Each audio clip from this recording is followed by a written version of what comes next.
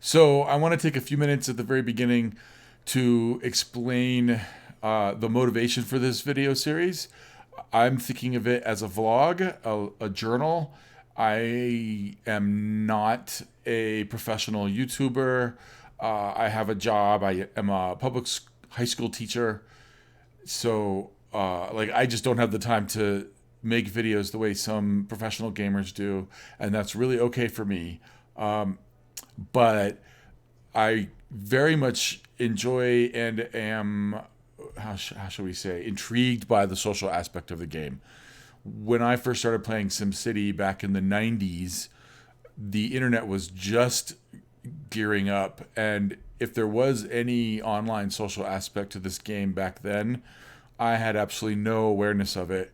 And I fell out of SimCity sometime in the late 90s when they upgraded to SimCity 3000 because I just did not have a system to keep up with the graphic rendering demands of that game. And so I stopped playing and I was kind of consumed with doing life. And as I said before, I became a teacher in 2012. I've been teaching now for, I think, 8 years in public schools. And basically, what happened was I'm a social studies teacher and I was teaching geography one year with freshmen, and we had a unit on urbanization, and I was trying to think of a good way to work uh, work some basic concepts of urbanization into my classroom in a fun way. And so I started looking at SimCity again. And it's really not that applicable because it's hard to play SimCity when you have 25, 30 students in a classroom and you don't all have your own computers and whatnot. But I very quickly got back into it and then very quickly discovered that SimCity 2013 was a complete and total bust and everybody was playing a completely brand new, undiscovered city building game called City Skylines. And so I upgraded to a new computer system. Isn't it crazy? I bought a computer system so I could play a computer game. Upgraded to a new computer system, downloaded City Skylines, and that was all she wrote. I have been, as I said, I've been playing city building games for a long time. I feel sometimes totally out of my element in City Skylines because I absolutely do not have the design expertise that some people have in this game. I enjoyed the game. I tend to be a little bit fixated on the metrics of the game, but I've also been trying to develop my ability to create aesthetically pleasing and functional cities, urban landscapes, if you will. So I just want to be able to share that with other people to the extent that one can through YouTube. So that's my background. And where we're starting today is a little bit of work in the original old town of this city, which is located over here. This was the subject of the time lapse at the beginning of the video. Uh, I think it's probably pretty obvious that I'm not the best narrator, which doesn't make complete sense because I'm a teacher. But I was trying to video by streaming on Twitch, and I realized that's just not something that I really enjoy that much. So I took that whole hour and a half, compressed it into that short 5 minute time lapse, and that shows you where the city started. So what's going on with me as I play this game or as I build this city? And I'm sorry, I should back up. My goal with these videos is to take some of those old time lapses and weave them into what I'm doing now. So as this series progresses, you'll see where the city started back in April when I first started building this particular city. I've been working on it since all summer, basically, and most of this school year and part of last school year. So where did I start with this? Conceptually, there were two ideas that drove the beginning of the city. One was ConflictNerd's battery concept, and I'll put a link to his video in this video. It's a how do I put this? It's a totally intriguing concept because it makes starting the game with zero cash or 70,000 simoleons totally easy. And I built a city. I started a city with it and very quickly discovered that it's actually not the best way to start a city as long as you're prepared to rebuild your street network as your city gets bigger, because it's a great way to start, and then all of a sudden you have too many intersections in that particular model. And so I was looking for a different model, and that's the other concept that I want to discuss here, which is this concept of superblocks. The concept of walkability, and I'll put all of my sources up in the comments, in the description of this video. The concept of walkability in cities predates the superblock. One source I read dates it back to the early 20th century, but it arises specifically in Barcelona and Spain out of the inability of Spain, or the difficulty that Spain was having in keeping to EU pollution standards, and at least according to some studies, higher rates of deaths that were partly a result of pollution in cities. Madrid and Barcelona specifically are mentioned in one source. And so Barcelona is a great place to start. I don't have Barcelona up on my screen, but Barcelona is this beautifully gridded city. If you like grids, the whole city looks like this, which I find that kind of fascinating. I think it's totally cool. And I think that dates to the 19th century. I forget the name of the architect or the urban planner, and they're named in one of the articles that I'll put up.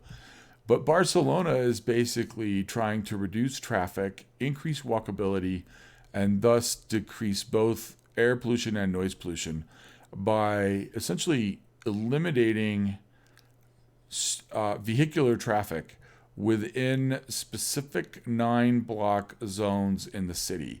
And so I may have circumscribed a wrong set of 9 blocks because you have a main arterial right here. But if we go back to this original picture, you can see this is what the city looked like, and parts of the city still look like in Barcelona. These are little tiny grids that were depicted on that picture right there. And then what they're doing is they're taking a 9-block square, minimizing or eliminating vehicular traffic on these neighborhood interior streets and relegating vehicular traffic to the outer streets.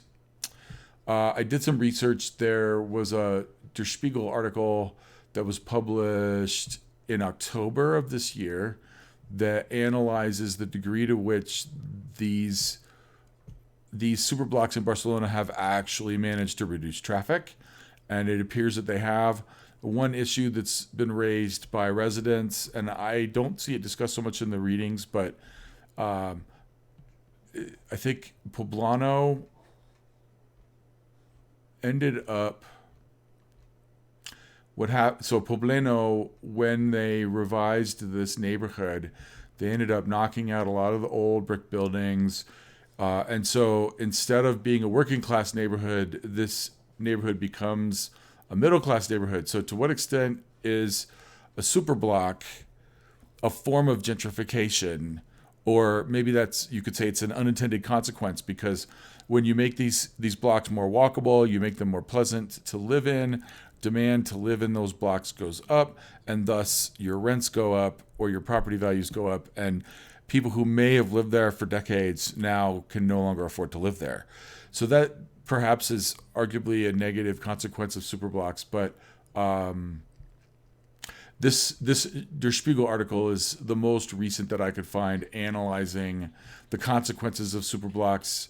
Other cities around the world are thinking about implementing them or something similar to them.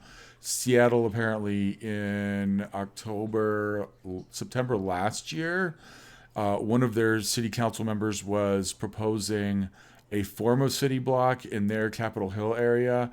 And ironically, this is just before COVID hit. And what's fascinating in the U.S., I don't know about European cities. In the U.S., we have eliminated vehicular traffic in some streets in order to provide street space for restaurants to occupy so that they could stay in business in a safe way during this pandemic. So we got our superblocks in the sense that we've been making our streets more walkable, at least during the pandemic. So that's kind of interesting. So So anyways, that's a super block. And the way that connects back to the city is being not entirely enamored with ConflictNerd's original battery idea. I thought, well, why don't I see if I can build this new city using that concept of super blocks. So you can see here now, this is a 6-lane, 2-way arterial. All of my arterials here are 2 ways. So these are 4-lane streets. So I'm not really following the super block model. My interior streets are 1-way streets for the most part, I think. But that was the concept, and I didn't adopt that with the idea that it would transfer to the whole city. You can see on this side of, and this is the Azure Gulf map, on this side I stuck to it all the way down. I wanted to kind of experiment here by having the grid turn, but not necessarily the streets. So my streets are still linear, even though the grid itself is conforming to the general terrain.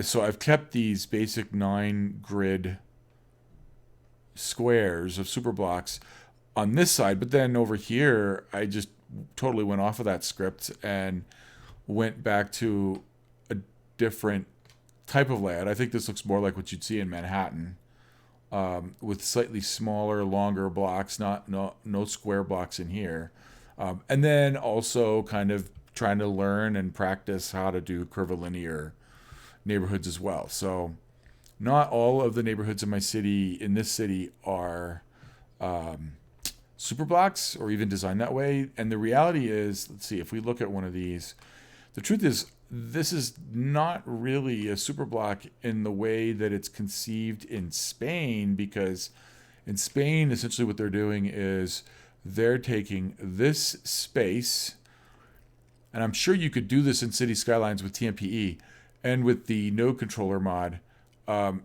pulling back, if you pull back the nodes, I don't know how you put a park in here. Maybe you have to use anarchy to drop a park in there. But the traffic in the super blocks in Spain is going around the outside single lanes, and then the inside has been turned into like playgrounds and plazas and whatnot. So what I have here is not in any way really a super block. I like the symmetry of the grid personally, but I also like to break the grid, as you've already seen in the overhead. So that's where I'm at with this part of town. What I want to try to do today for the rest of this video, and my goal is like 25 to 45 minute videos.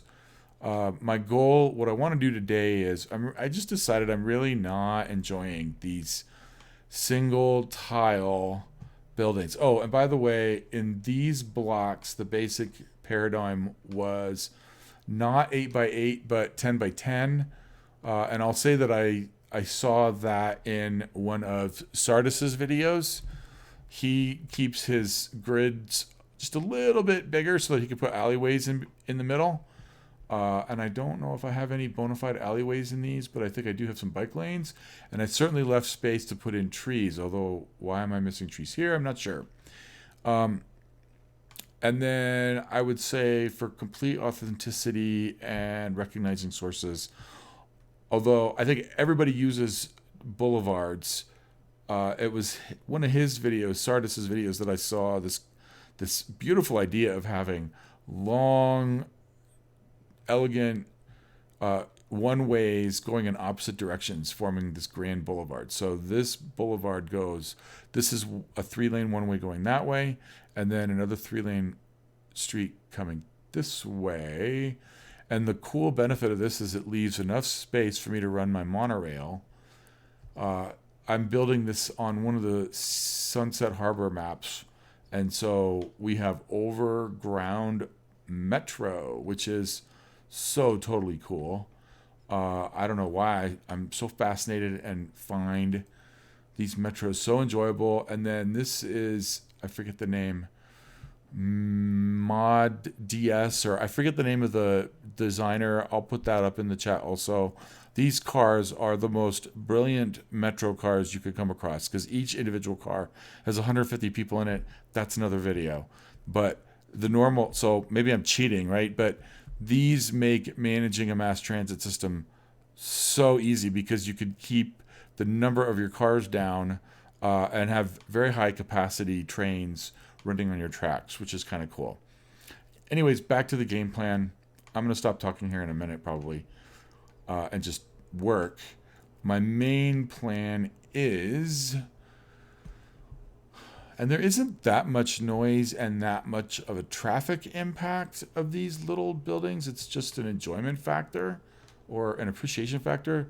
There might be some noise being generated by these little buildings here. I'm not sure.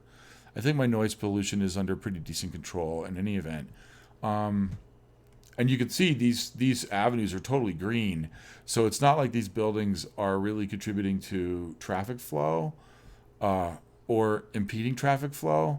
I just feel like what I want to do is eliminate these. It'll kick up my commercial demand a little bit. Kick up my commercial demand a little bit. But then I want to replace these with trees. And somewhere I have a bike lane running down here. I want to extend the bike lane. So I have a nice bike lane path, right? So some of these trees here are going to disappear, and I'm going to add additional bike lane there. So I'm going to get to work. My goal is basically get rid of these trees. I may click and drag them. We'll see. So that I can expand that bike path all the way down. So I'm going to de-zone all of this, add bike path and trees, and that's that.